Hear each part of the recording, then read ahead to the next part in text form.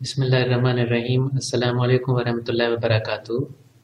اس programme میں ہم جانیں گے 8واں اسلامی مہینے شعبان کی اہمیت کے بارے میں، اس مہینے کی فضیلت کے بارے میں، اور اس مہینے میں پیش آنے والے اسلامی تاریخی واقعات کے بارے میں۔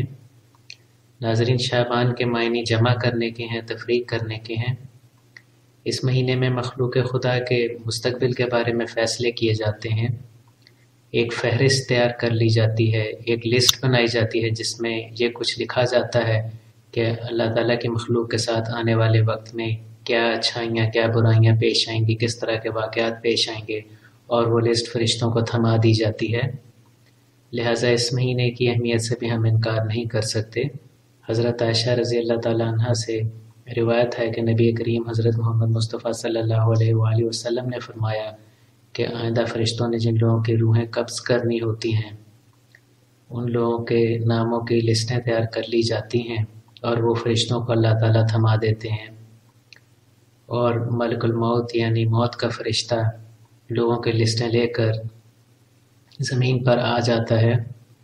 شعبان سے متعلق یہ روایت بھی کی جاتی ہے کہ موت کے علاوہ آئندہ دوسرے جو معاملات ہیں جن میں دیگر روزمرہ زندگی کے معاملات ہوتے ہیں، کسی کے ساتھ کچھ اچھے بڑے واقعات پیش آتے ہیں اور کسی کے ساتھ کوئی برے واقعات پیش آتے ہیں، مثلا کچھ خدا نخواستہ حادثات وغیرہ اور دوسری ناگہانی آفات، مشکلات، ان سب کا فیصلہ بھی شعبان ہی میں کیا جاتا ہے۔ ناظرین، شعبان کا روزہ فرض نہیں ہے اور نہ یہ واجب روزہ ہے، بلکہ یہ نفلی روزہ ہے۔ شعبان کا روزہ رکھنے کا بڑا ثواب بیان ہے اور بڑی فضیلت ہے۔ حضور صلی اللہ علیہ وسلم شعبان کا روزہ ضرور رکھا کرتے تھے۔ حضرت عائشہ رضی اللہ تعالیٰ عنہ سے روایت ہے کہ حضور صلی اللہ علیہ وآلہ وسلم کو یہ بات پسند تھی کہ وہ شعبان کے روزے رکھتے رکھتے رمضان کے روزوں کے ساتھ ملا دیں۔ بلا شبہ شعبان کے روزوں کی کافی اہمیت ہے، کافی اجر و ثواب ہے۔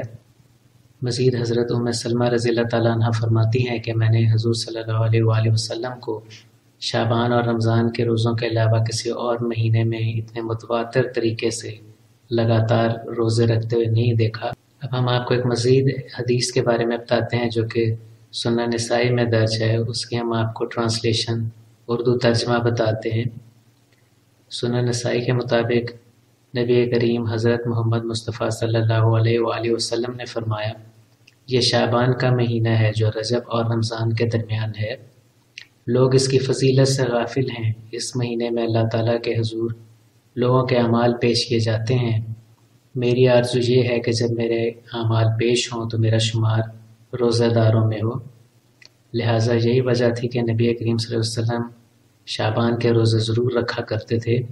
حضرت علی رضی اللہ تعالیٰ عنہ نے فرمایا، جب شعبان کی 15ویں رات آئے تو رات کو نمازیں پڑھو اور اگلے دن کا روزہ رکھو۔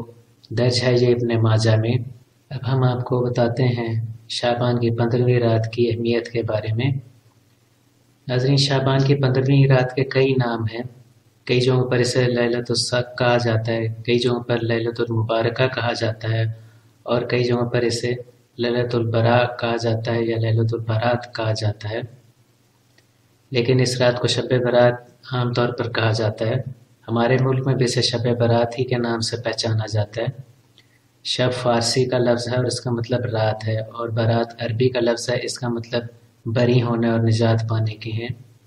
بلا شبہ جو کوئی اس رات کو عبادت کرے گا تو اس کو اس کا اجر اور ثواب ضرور ملے گا، اور یہ گناہوں اور توبہ کی بخشش کی رات ہے۔ جو شخص شعبان کی 15ویں رات کو پائے اسے چاہیے کہ وہ اس رات کو عبادت میں مشغول ہو، اپنے گناہوں کی توبہ طلب کرے۔ اس رات کی فضیلت رمضان المبارک کے شب قدر سے کم ہے، لیکن اس کی اہمیت سے ہم انکار نہیں کر سکتے۔ جامع ترمذی اور ابن ماجہ کی حدیثوں کے مطابق ہم آپ کو کچھ احادیث کا بھی ریفرنس دیتے ہیں۔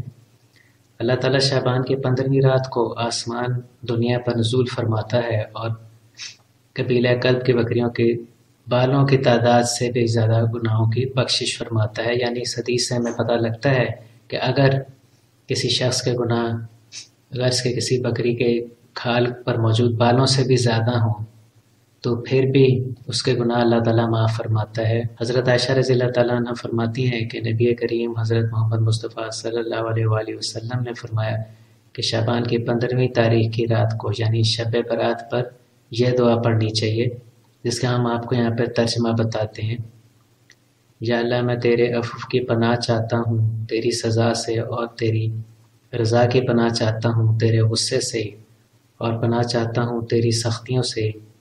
یا اللہ میں آپ کی تعریف کا شمار نہیں کر سکتا، آپ کی ذات ایسی بلند و بالا ہے جیسا آپ نے خود فرمایا۔ رسول اللہ حضرت محمد مصطفیٰ صلی اللہ علیہ وسلم نے حضرت عائشہ رضی اللہ تعالیٰ عنہ سے فرمایا کہ انہیں یہ دعا حضرت جبرائیل علیہ السلام نے سکھائی اور کہا کہ اس دعا کو بار بار سجدے میں پڑھا کرو، یعنی وہی دعا جو ابھی ہم نے آپ کو جس کا ترجمہ بتایا ہے۔ اس دعا کی بہت فضیلت ہے، جیسا کہ ہم نے آپ کو بتایا کہ شعبان کی 15ویں رات کو کئی ناموں سے بلایا جاتا ہے، لیلۃ الصق، لیلۃ المبارکہ اور لیلۃ البراء۔ اس کے اگر ہم آپ کو معنی بتائیں تو اس کے معنی کچھ اس طرح سے بنتے ہیں، یعنی دستاویزات والی رات، برکتوں والی رات اور نجات پانے والی رات۔ الصق کا مطلب ہوتا ہے دستاویزات، الصق عربی کا لفظ اور اس کا مطلب ہوتا ہے دستاویزات، یعنی لکھائی میں جو کسی انسان کی اچھائیوں اور برائیوں کا فیصلہ کیا جائے اسے الصق کہتے ہیں۔ مبارکہ کا مطلب ہے مبارک، برکتوں والی، اور برات کا مطلب ہے دوزخ سے نجات دلانے والی، بری کرنے والی، یعنی انسان اپنے گناہوں سے بری کر دیا جاتا ہے۔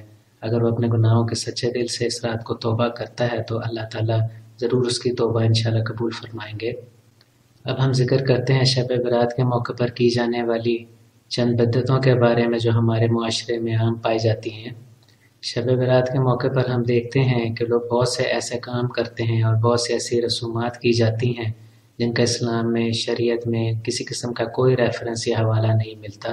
مثلا ان میں آتش بازی شامل ہے، لوگ شب برات پر پٹاخے پھوڑتے ہیں، بعض لوگ تو بچوں کو باقاعدہ بازار لے جا کر پٹاخے لے کر دیتے ہیں، اور وہ اس کو اس لیے بھی اگنور کر دیتے ہیں یا پس پش ڈال دیتے ہیں کیونکہ ان کا خیال ہوتا ہے کہ اب کوئی بات نہیں ہے، تو بچوں کے کھیل کود کا حصہ ہے۔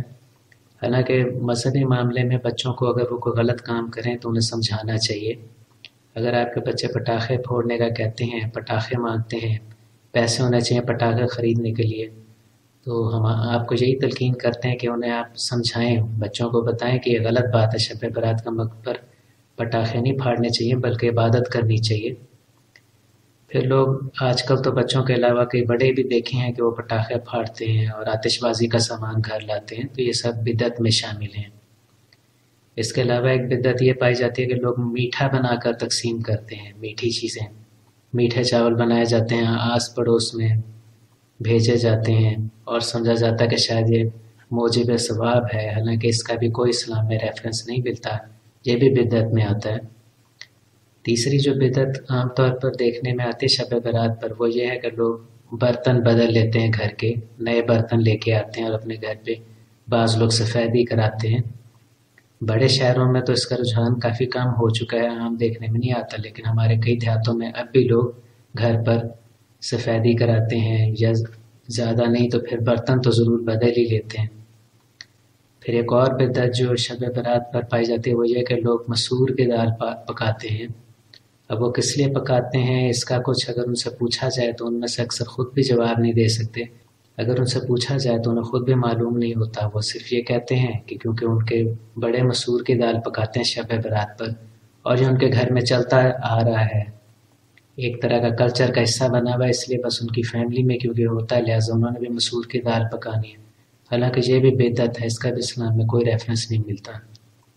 مومنین کو چاہیے کہ وہ شب برات کو اس طرح سے منائیں جس طرح سے اس کو منانے کا حق ہے۔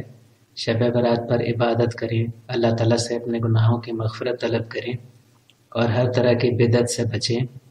اللہ تعالیٰ سب کو ہدایت دے، آمین۔ اب ہم جان لیتے ہیں شعبان میں ہونے والے کچھ تاریخی اسلامی واقعات کے بارے میں۔ ناظرین اکرام، شعبان کے مہینے میں کئی اہم اسلامی تاریخی واقعات رونما ہوئے تھے، جن میں سے کچھ کا ہم تذکرہ یہاں کرتے ہیں۔ شعبان کا ہی مبارک مہینہ تھا جس میں رمضان المبارک کے روزوں کو فرض کر دیا گیا تھا۔ شعبان کے مہینے میں نبی کریم حضرت محمد صلی اللہ علیہ وآلہ وسلم کا نکاح حضرت حفصہ رضی اللہ تعالیٰ عنہ سے ہوا تھا۔ تیمم کا حکم بھی شعبان کے مہینے میں ہوا تھا۔ مسجد زرار کو نذر آتش کرنے کا جو واقعہ تھا وہ بھی شعبان کے مہینے میں ہوا تھا۔ مسیلمہ کذاب کا قتل بھی شعبان کے مہینے میں ہوا تھا۔ شہاب الدین غوری جو کہ ایک جانے پہچانے کافی عظیم مسلمان سپہ سالار تھے، انہوں نے شعبان کے مہینے میں ہی سندھ فتح کیا تھا۔ شہاب الدین غوری کی وفات بھی شعبان کے مہینے میں ہوئی تھی۔ مولانا ابوالکلام آزاد کی وفات شعبان ہی کے مہینے میں ہوئی تھی۔ سلطان محمود غزنوی کا سومناتھ کا واقعہ بھی شعبان میں پیش آیا تھا۔ شعبان کے مہینے میں مزید ایک اہم واقعہ جو رونما ہوا تھا وہ حضرت حسن بصری رحمۃ اللہ علیہ کی وفات تھی۔ یہ تھا ہمارا پروگرام 8ویں اسلامی مہینے شعبان کی اہمیت و فضیلت اور اس مہینے میں رونما ہونے والے اسلامی تاریخی واقعات کے بارے میں۔ اگر آپ نے ابھی تک ہمارے چینل کو سبسکرائب نہیں کیا تو پلیز سبسکرائب کریں۔ ہمارے اس ویڈیو کو آپ لائک کریں اور شیئر کریں تاکہ زیادہ سے زیادہ لوگوں کو اس کا فائدہ پہنچ سکے۔ کمنٹ سیکشن میں اپنی رائے ضرور دیں۔ حاضر ہوں گے آپ کی خدمت میں ایک نئے پروگرام کے ساتھ۔ اجازت دیجیے۔ اللہ حافظ۔